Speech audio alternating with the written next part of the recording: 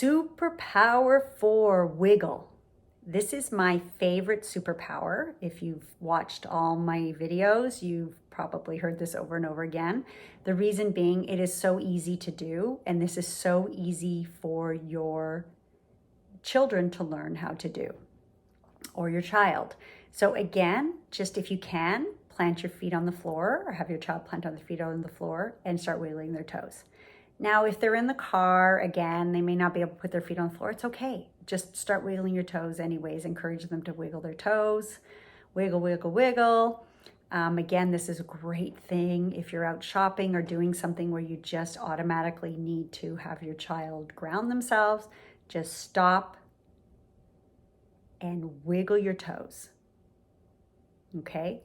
So there may not be a moment to go look, listen, but you can stop and wiggle and then remind them, okay, let's wiggle our toes, let's calm ourselves down, and then we can be calm and productive.